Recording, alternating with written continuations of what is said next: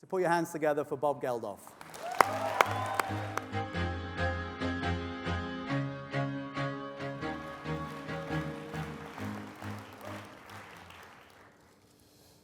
If you're such a big fan, why didn't they do one of my songs?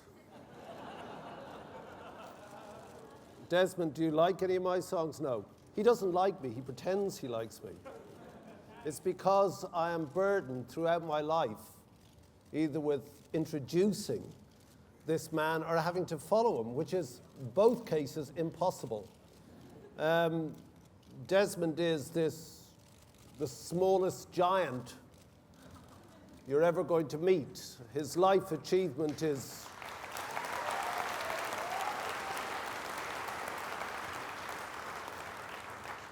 and though Desmond and talked about the ravages of growing old, one of the bizarre pleasures of my life in growing old is that somehow, as I went through school watching this man fight brutality and injustice with this massive force of morality and beat them, that I became his friend. It is truly a miracle for me and one of the great pleasures of my life. I'm here not to, at least I've decided, I'm not going to say how wonderful you are because I don't know yet. I'm going to talk about what we're here for. And what we're here for is important and imposes a grave responsibility on you. I think us councillors can abrogate that responsibility. The suggestion almost is that whatever it is that we've managed to do to a great extent in Mohammed Yunus, also a friend, and in Desmond or Kofi's case, at least in mine, there's increasingly little we can do to influence the affairs except to possibly pass it on somehow by influencing you. Now, I'm Irish, and I've always been taken by what a fellow Irishman, George Bernard Shaw, said. He said, all progress throughout the world is made by unreasonable people. And he said that because, he said, the reasonable man adapts himself to the world, whereas the unreasonable person persists in adapting the world to himself, and therefore all progress moves through the unreasonable person. I'm going to ask you over the next 2 or 3 days to be completely unreasonable people.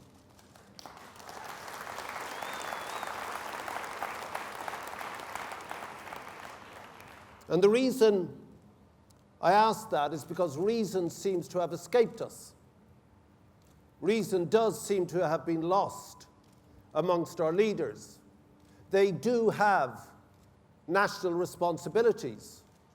But the point is, just as formal power still resides in the nation state, at precisely the same time that our problems have moved well beyond the national frontiers to become genuinely global, as we see here tonight. And those problems are myriad, manifold, and manifest. They are nuclear, they are climatic, they are economic.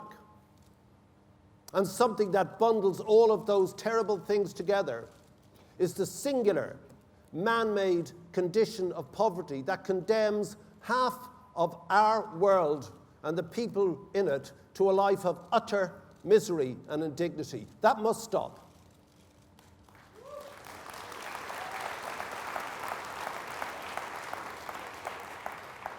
Now, it seems almost as if these things are impossible. I'm a rock and roll singer.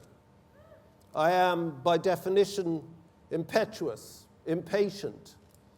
And because I hang around with, not him, because he's worse than me, but because I hang around with these other people, I've had to learn incrementalism, poco a poco, where we celebrate the words of a document that has no meaning, unenforceable.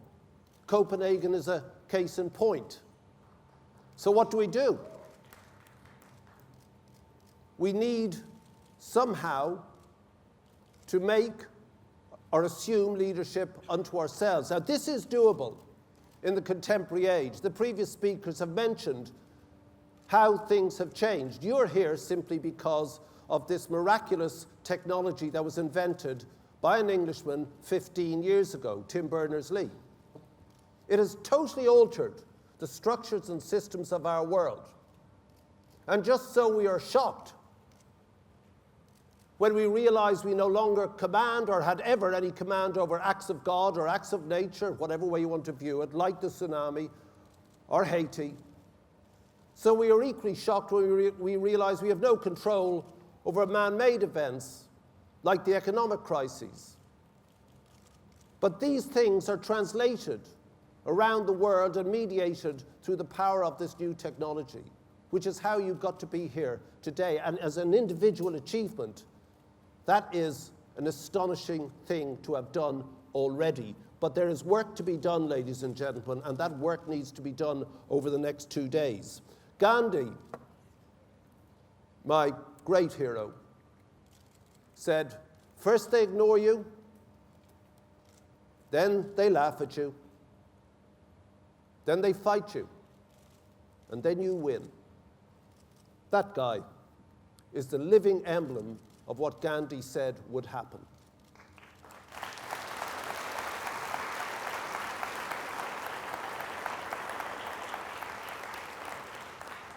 Now, we don't know what way this world is going to shape up at the beginning of this century. God knows. I hope for something other than the murderous century, my century, that we just left. I'm not sure that the future modernity will be ours. But what I do insist upon is that whatever this new world that you conjure up, that our values shape that world, or we're in worse trouble than when you walked into this room in the first place. Because the work needed to deliver mankind is immeasurable, immense. Because as soon as one plateau is reached, another looms up. It's not that progress is impossible. No. The worst of progress is not that it's an illusion. It is that it is endless. And you need constant reserves of energy. We've just seen the energy of this man who claims to be old, but he just bursts with the willingness to engage in fundamental change. How? Because as he suggested, when you turn on the television and see this troll, this pornography of poverty that assaults us every night in our living rooms, do we despair or do we address it? Over the next 2 days, we address it. And before you come into this room, in order to help us live, the mind censors the senses. It allows us to see horror, but then as Desmond addressed, ladies and gentlemen of the press here, they censor our senses for us. They pretend that there's nothing we can do or that it's all hopeless. It is not. It is not hopeless.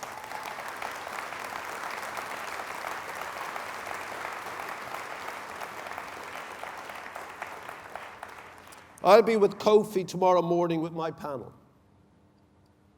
Desmond was in COP15 in Denmark. A disgrace. A disgrace. This can only be resolved with cooperation, consultation, and that thing that they refuse to do, compromise. And this is the political paradigm for the 21st century. Cooperation rather than competition. We've seen where competition has got us. To here, it's not looking good, friends. So I will speak now to what others have suggested is occurring. It's not just climate change. It's not just Desmond insisting, it is melting. It is. We can disagree on the science. We can say, well, maybe the Himalayas aren't as bad, maybe it's somewhere else. But shut up. It's happening. Here's some of it.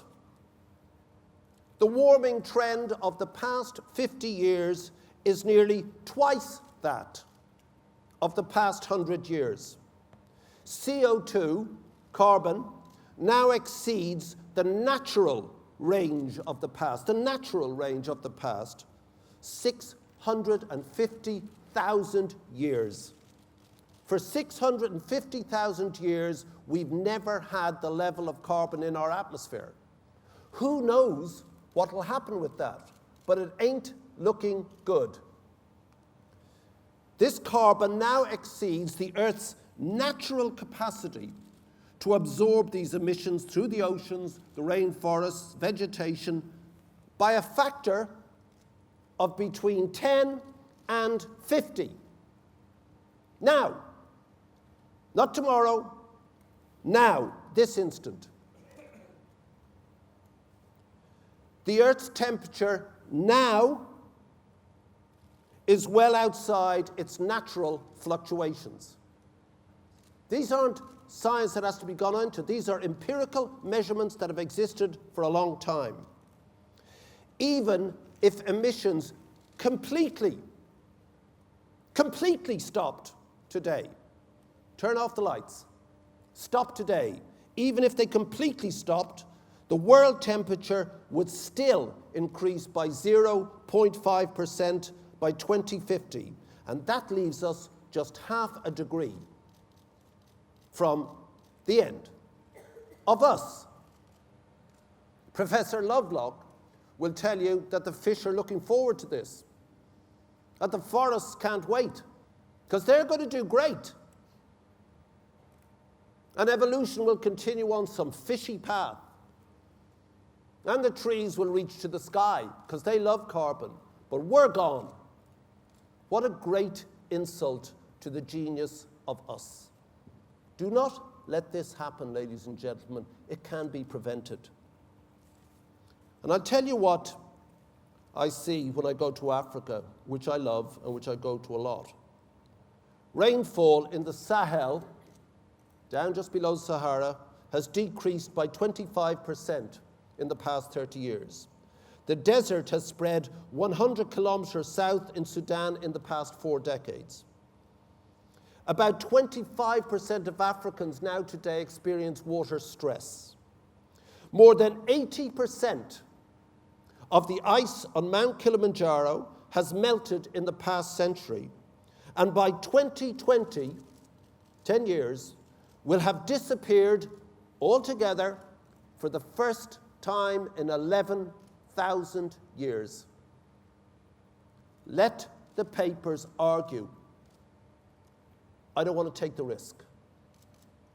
Let us, over the next 3 days, do something about this. And when we say, how much does it cost? They reckon that carbon costs about $40 per ton.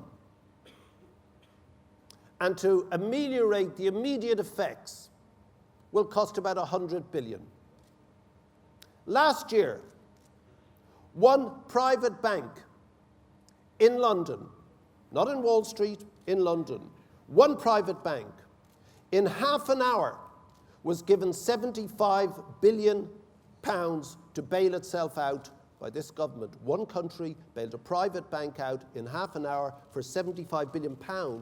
The cost now of ameliorating immediate climate change is $100 billion, and that's the figure from Copenhagen. Where is it? And why is it not here? And why we ask that? Let's just take these factors into account. You're young, you're buying this crap. $22 billion a year on perfume. $27 billion a year on looking good. $45 billion a year on fashion accessories. $600 billion on vacations. $300 billion on alcohol, 260 billion on cigarettes, 40 billion on Barbies, 55 billion on denim, 40 billion on getting fit. Why? Do you think you're going to swim to safety? 18 billion on pet food. They'll all be dead. 170 billion on fast food, 900 billion on things to kill people with. Save yourselves the money. It doesn't look good. Ladies and gentlemen, to lift half the world's poor out of poverty, as Kofi Annan demanded and the UN passed in the year 2000 in this very elegant gift to ourselves for the Millennium Development Goals, which we'll miss. We'll get there with some of them. We've got 5 years to do it on. I want you to talk about this over the next 3 days. But the cost of achieving those goals on poverty and releasing the dynamism, the creativity, the genius, the productivity, the intellectualism of all those human beings and inject it directly into the productivity of the world, the cost to us of doing that is half a stick of chewing gum per day for the citizens of the G7. Not one stick of chewing gum, half a stick of chewing gum for just the G7, and we don't do it. That's why you're here. Forget the jokes and the pats on the back. There's work to be done. Now, how do we get beyond a well-meaning communique of nice young people, tomorrow's leaders? Let's forget the leader crap.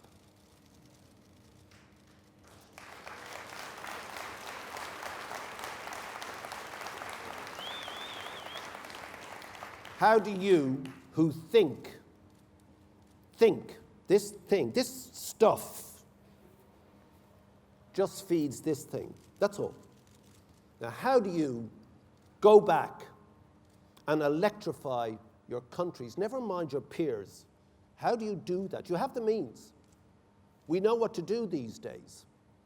We have social communities on the web. We can create immediate lobbies. In the space of an hour, we can get 1,000 people to agree with us. This is power used properly, will accelerate around the world and change. And change. Now, before you do any of that, the one thing that unifies Mo Yunus, Tutu, Annan, and the giants that you will meet from their respective industries and skills is a sense of commitment. You do nothing. You know it yourselves. How much did you commit to get here? London. I agree with Boris. I choose to live here. I'm Irish. I could live anywhere. My business is French. I could go to Paris. This is the world city. This is where all those cultures spark and bang against each other and ideas are generated and stuff happens. You're here. You got here. You required commitment in your relationships. It's hard.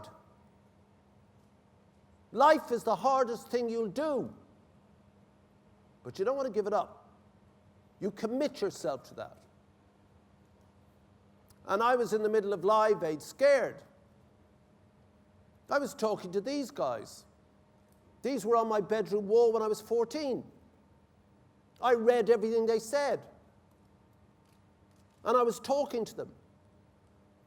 And I was frightened. I was a pop singer. And I was getting Bob Geldof England letters.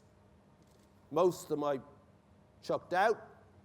Some I kept. One I kept had a quote in it by a Victorian, I thought, a Victorian educationist called W.H. Murray. No, it turned out that he was a mountaineer from the 1950s.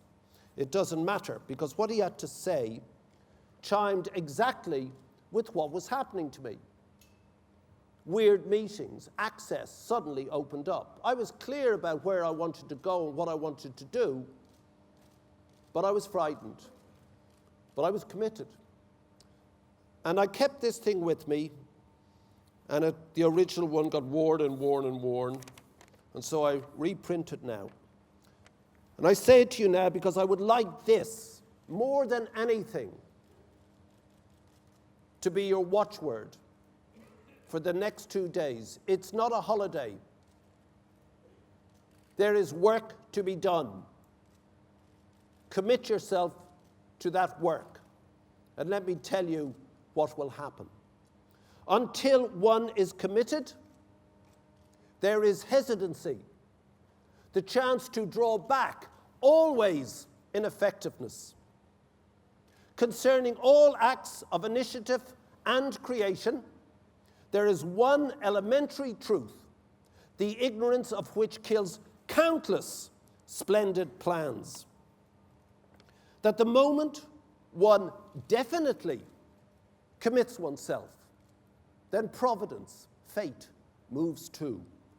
A whole stream of events issues from the decision, raising in one's favor all manner of unforeseen incidents, meetings, and material assistance which no man could have dreamt would have come his way. That's what happens. You just really need to say, I'm going to do it. Maybe beyond my youth, maybe beyond my middle age, and maybe into my dotage.